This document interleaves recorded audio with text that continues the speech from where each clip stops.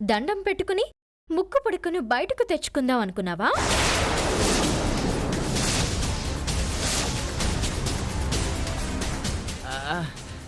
అబ్బే అలాంటిదేం కాదు. నేనేం దొంగని కాదు అలాంటి పనులు చేయడానికి. నువ్వెలాంటి వాడివో గుడిలో నువ్వు పోలీసోడికి డబ్బులిచ్చినప్పుడే నాకు తెలిసింది. నీ చరిత్ర అంతా నాకు ఆ పోలీస్ ద్వారా తెలిసింది.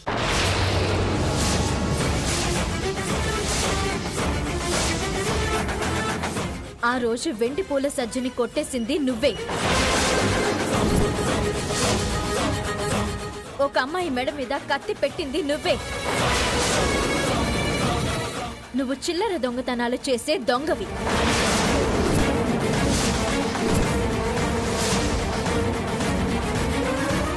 పూజ మందిరంలోకి ఎవరు పడితే వాళ్ళు వెళ్ళకూడదు.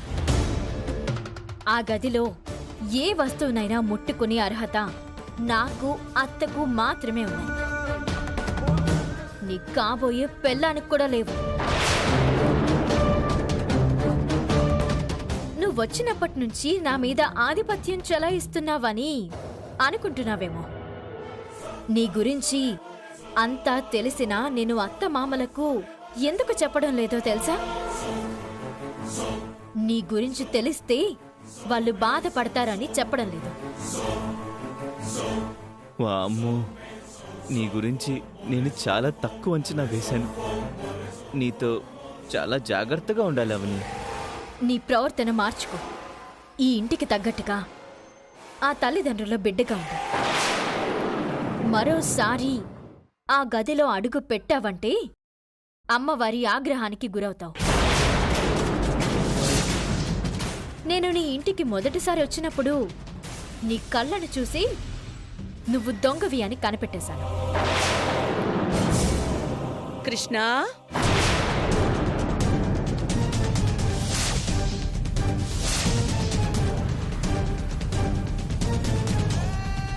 ఈ సమయంలో ఇక్కడేం చేస్తున్నారు? అత్తయ్య, ఏమైందంటే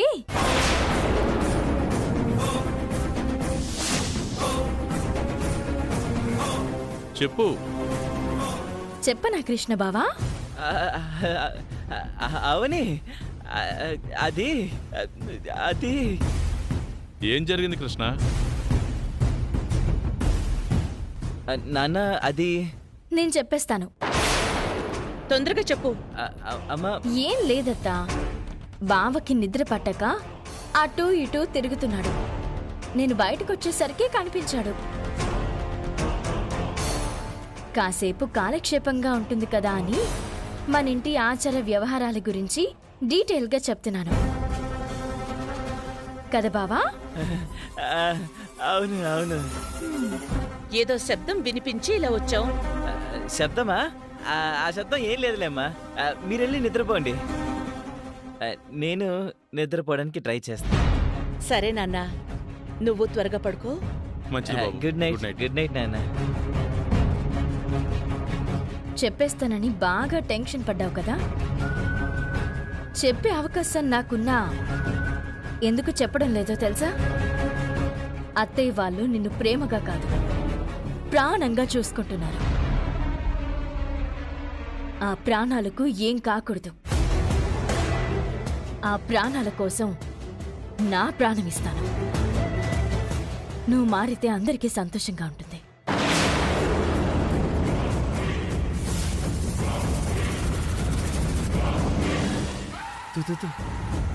అమ్మా, ఈ ఇంట్లో మనకి బలమైన ప్రత్యర్థి అవని. తనతో చాలా జాగ్రత్తగా ఉండాలి. అమ్మా,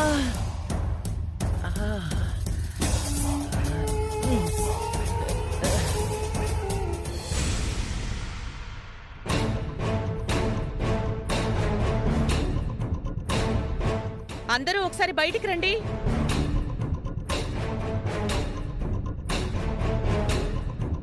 ఏంటమ్మా? అందరూ రాని.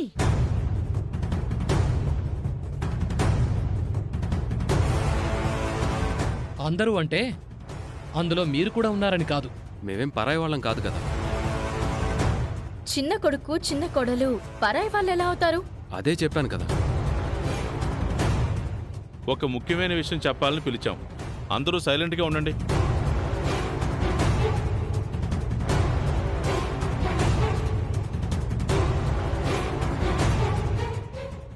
ఏంటి కృష్ణబాబు కాలు కుంటున్నావు?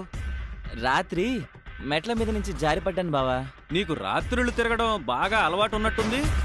దొంగలకి అలాంటి అలవాట్లే ఉంటాయి కదా.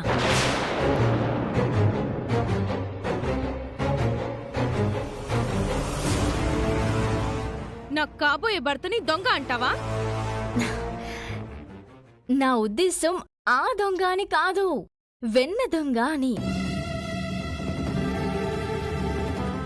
అదే నిహారిక, కృష్ణుడు వెన్న దొంగ కదా, అదే పేరు బావ పెట్టుకున్నాడు, అందుకే అలా అన్నాను. బానే కవర్ చేసిందే.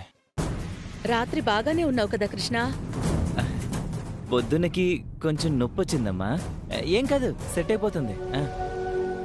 ఎందుకు పిలిచారో చెప్పండి అత్తయ్య. రేపు మంచి రోజని పంతులు గారు చెప్పారు. అందుకే రేపందరం మన పల్లెటూరికి వెళ్ళి అక్కడ అమ్మవారి సమక్షంలో, ఊరందరి సమక్షంలో నిహారిక కృష్ణబాబుల నిశ్చితార్థం చేసుకుందామని అనుకుంటున్నాం.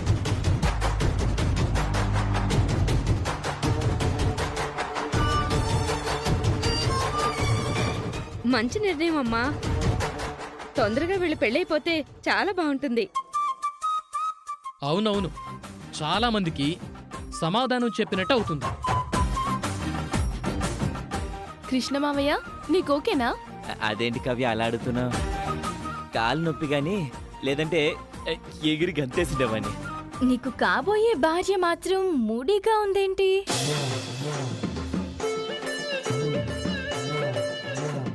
అవునవును, అన్నయ్య కంటే ముందు నిహారిక గంతులెయ్యాలి. మరెందుకు సైలెంట్గా ఉంది? ఏమైందమ్మా? ఈ మాట వినగానే నీ ముఖం వెలిగిపోతుందనుకున్నాను. ఎందుకలా ఉన్నావు? నీ మనసులో ఏదైనా ఉంటే చెప్పమ్మా. నిహారిక, అమ్మ నాన్న అడుగుతున్నారు కదా, చెప్పు. మీరు మా ఇద్దరు నిశ్చితార్థం అనగానే నాకు ఆనందమని అనిపించింది అత్తయ్య. కాకపోతే జరుగుతుందా లేదా అని అనుమానంగా ఉందంతే.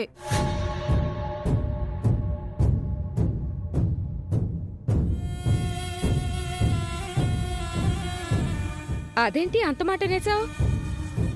నీకెందుకంత అనుమానం వచ్చింది నిహారిక? రేపు మన ఎంగేజ్మెంట్ కి అవని శ్రీకర్లు కూడా వస్తారు. అక్కడికి వచ్చిన తర్వాత నుంచి అవని నా మీద ఏదో ఒక స్కెచ్ వేస్తూనే ఉంటుంది. ఆ కార్యక్రమం ఆగిపోవడానికి తన వంతు ప్రయత్నం చేస్తుంది. అదే నా అనుమానం.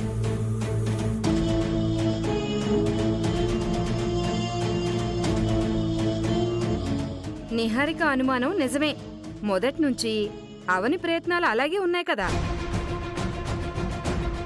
ప్రసాదం చేయడంలో పోటీ పడ్డం లాంటివి చాలా చేసింది కదా. అయితే ఈ విషయంలో మీరు నిర్ణయం తీసుకోవాలి అత్తయ్య గారు.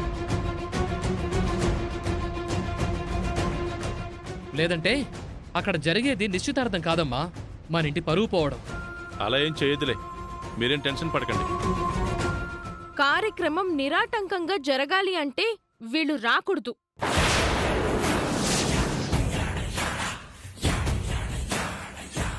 ఏమంటారు అత్తయ్య గారు? మీ డెసిషనే ఫైనల్. చిన్న కొడుకుకి చిన్న కోడలికి ఆహ్వానం ఉందా లేదా?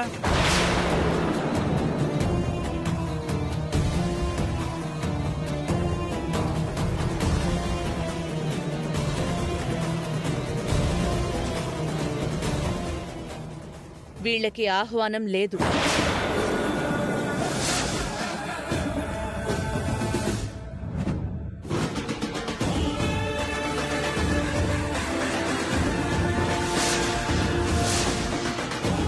నిహారిక కోరిన విధంగానే మనం మాత్రమే వెళ్లి చేసుకుందాం.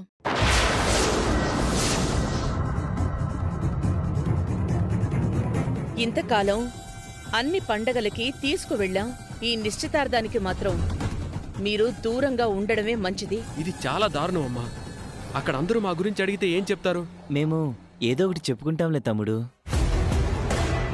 మీ గురించి బొట్టు పెట్టి అడిగేవారు ఎవరు ఉండరని నా అభిప్రాయం. నిర్ణయం తీసుకోవడం జరిగిపోయింది. ఇక ఈ విషయం గురించి వాదనలనవసరం.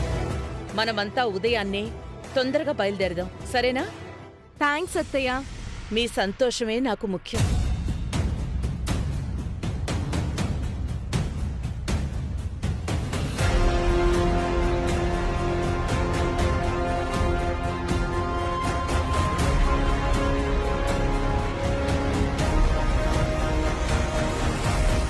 అమ్మా నాన్నలకు కుటుంబానికి మనల్ని మెల్లమెల్లగా దూరం చేస్తూనే ఉంది.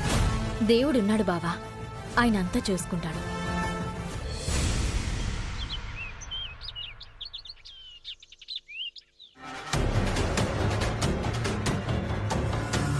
ఏమండి, ఏంటి గౌతమి? వికాస్ గాడు 2 రోజుల నుండి ఇంట్లో ఉండకుండా బయటే తిరుగుతున్నాడు. ఏమైనా కొత్త ప్లాన్స్ వేస్తున్నాడేమోనని టెన్షన్గా ఉంది. మనం నిండా మునిగిపోయాం, కొత్తగా మునిగేదే ఉంది? గౌతమి! నిహారిక, నిహారిక! ఏంటి బేబీ, ఇంత ఆనందంగా ఉన్నావేంటి? అరెరే, ఏమైందే? వచ్చేసింది గౌతమి. నేను కలలు కన్న రోజు దగ్గరకొచ్చేసింది. నేను అనుకున్నది సాధించబోతున్నాను. రేపు కుటుంబ సమేతంగా పల్లెటూరుకి వెళ్ళబోతున్నాం. ఎందుకు? ఏదైనా పండగుందా? అవును గౌతమి, పెద్ద పండగ ఉంది. రేపు నాకు కృష్ణకి నిశ్చితార్థం. అమ్మవారి సమక్షంలో, గ్రామస్తులందరి సమక్షంలో నాకు వేదవతి 2వ కొడుకైన కృష్ణబాబుకి అంగరంగ వైభవంగా ఎంగేజ్మెంట్ జరగబోతుంది.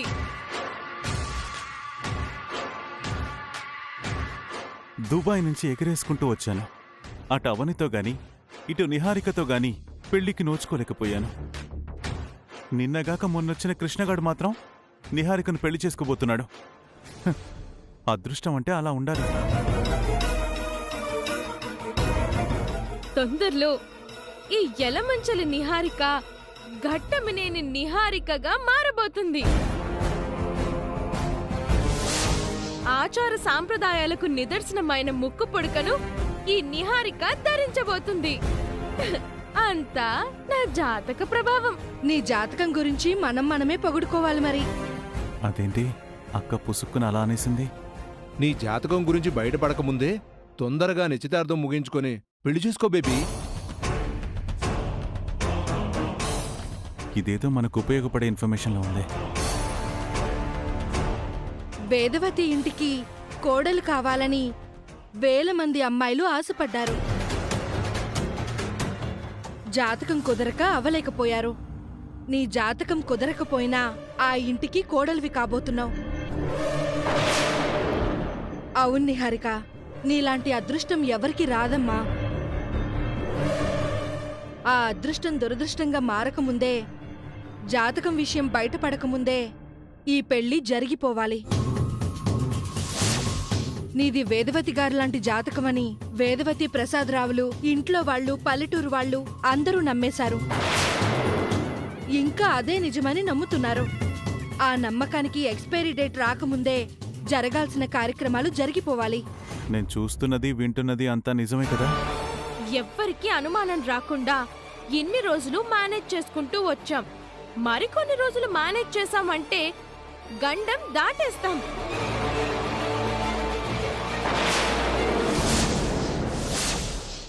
మీరు ఈ విషయంలో చాలా జాగ్రత్తగా ఉండండి. మన ఇంట్లో వికాస్ అనే ఒక స్పై ఉన్నాడన్న సంగతి మర్చిపోకండి. మీరు నిద్రలో ఈ విషయం గురించి కలవరించినా వాడు కనిపెట్టేస్తాడు. వాడికి తెలిసిందంటే అంతా సర్వనాశనం అవుతుంది. తెలియడమేంటే, ఇంత క్లియర్గా బొమ్మ చూపిస్తున్నారు కదా, ఇంకా మీ బతుకులు సర్వనాశనమే. జూనియర్ వేదవతి అనే పేరు కోసం తాపత్రయపడుతున్నాను. నిహారికమ్మ నిహారికమ్మ అంటూ జనాలు పిలిచే పిలుపు నా దృష్టిలో వజ్రాలు పొదిగిన కిరీటంతో సమానం. ఆ కిరీటం ధరించడం కోసం ఆరాట పడుతున్నాను. ఫోర్జరీ సంతకం చేసినంత ఈజీగా వేదవతి గారి లాంటి జాతకంను నా పేరున రెడీ చేసుకొని ఆ ఫేక్ జాతకంతో నాకు కావాల్సినవన్నీ నన్ను వరించేలా చేసుకుంటున్నాను. జాతకాలను గుడ్డిగా నమ్మే వేదవతి లాంటి వాళ్ళు ఉన్నంతకాలం నాలాంటి వాళ్ళు బ్రహ్మాండంగా బ్రతికేస్తారు. సరే సరే, ఇక నేను బయలుదేరుతాను. మీరు రేపు పల్లెటూరు వచ్చేయండి. ఎంగేజ్మెంట్ చూసుకొని వచ్చేద్దాం, సరేనా? సరే సరే, బాయ్. Bye baby. నేనేదో పెద్ద తెలివైనోణ్ణి, ఏం జరిగినా కనిపెట్టేస్తాను అని ఇన్ని రోజులు అనుకుంటూ ఉండేవాణ్ణి. నేనెంత అమాయకుణ్ణో ఇప్పుడు అర్థమైంది. అపురూపమైన నా అక్క కుటుంబం యొక్క నిజస్వరూపం ఇప్పుడు బయటపడింది. జాతకం కలవనమ్మాయి కోడలిగా మారబోతుందని నిరూపించే ఆధారం నా చేతిలో ఉంది. మీ వల్ల నాకు జరిగిన నష్టానికి ఈ ఆధారమే నష్టపరిహారం చెల్లిస్తుంది. దీన్నెలా వాడుకోవాలో అలాగే రేపు పల్లెటూరులో వాడుకుంటా. నిహారికది వేదవతి కుటుంబానికి సరిపడా జాతకం ఎలా అయిందా అని మొదట్నుంచి అనుకుంటూ ఉండేవాణ్ణి. చివరికి బయటపడింది. ఇది మామూలు అస్త్రం కాదు.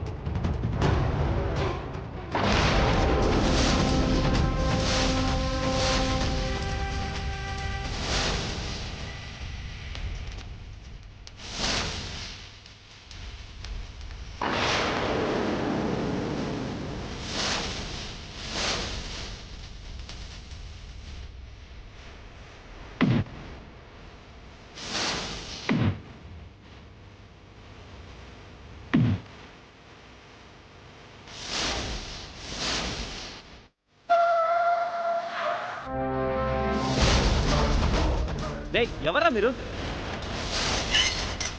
ఎక్కడికి తీసుకెళ్తున్నారా? చెప్పి తీసుకెళ్ళండి రా.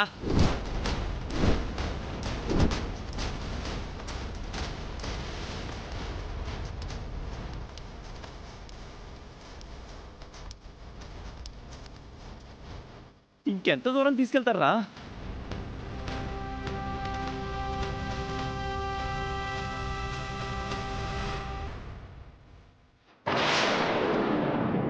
నా పాటికి నేను పాన్ డబ్బా దగ్గర బీడీ కాల్చుకుంటూ ఉంటే పండ్లో వేసుకొచ్చేశారు. నాతో ఏదో పని లేదే ఎలాంటి పని చేయరు. ఏంటి విషయం? నువ్వు నాకు ఉపయోగపడితే నేను నీకు ఉపయోగపడదామని నీతో బిజినెస్ డీల్ మాట్లాడడానికి ఇక్కడికి రప్పించాను.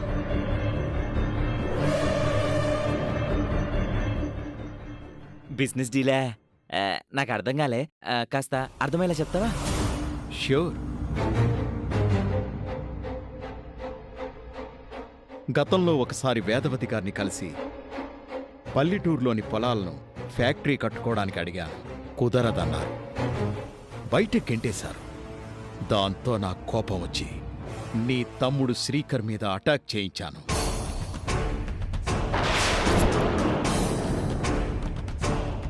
తర్వాత జైలుకు వెళ్ళి ఈ మధ్యనే బయటకొచ్చాను. మళ్ళీ అదే ప్రయత్నంలో ఉన్నాను. ఇప్పుడు నీ ద్వారా ఆ పని చేయించుకోవాలనుకుంటున్నాను. నా ద్వారా ఎలా చేయించుకుంటావు? నేనెందుకు చేస్తాను? అసలు నా గురించి నీకేం తెలుసని? నీ గురించి ఎంక్వైరీ చేయించాను కాబట్టే నిన్నిక్కడిదాకా రప్పించాను. నువ్వు చాలా కాలం తర్వాత తల్లిదండ్రుల దగ్గరకు చేరుకున్నావు. మీ అమ్మలాంటి జాతకం కలిగిన నిహారికను పెళ్లి చేసుకోబోతున్నావు.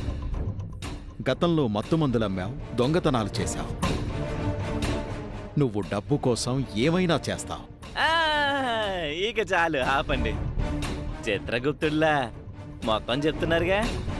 ఈ 4 మాటలు చాలు నా మీద మీరు ఎంత రెక్కి చేశారో చెప్పడానికి. ఇక స్ట్రైట్గా పాయింట్కి వచ్చేస్తా.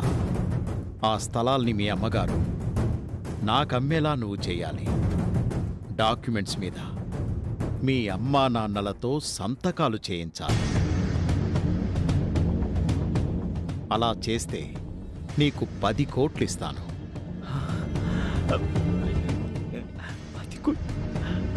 10 కోట్ల? ఎస్. ముక్కు పొడుగు అమ్మితే కోటొస్తుందనుకున్నాను. ఇక్కడ వీడు 10 కోట్లు ఇస్తా అంటున్నాడు. ఈ పని నువ్వు చేస్తావా లేదా? ఎందుకు చేయను? చేస్తాను. 10 కోట్లంటే మాటలా? చేసేస్తా. ఎప్పుడు చేస్తావు? చూడండి, ఈ పనిని నేను డైరెక్ట్గా చేయలేను, ఇండైరెక్ట్గా చేయాలి. అంటే నేను వెళ్ళి అమ్మా అమ్మా అన్నం పెట్టు అన్నంత ఈజీగా సంతకాలు పెట్టు అని అనలేను. అందుకే ఏం చేద్దామంటే రేపు పల్లెటూరులో అమ్మవారి గుడిలో నాకు నా డార్లింగ్ నిహారికకు నిశ్చితార్థం. అందరం అక్కడికి వెళ్తున్నాం.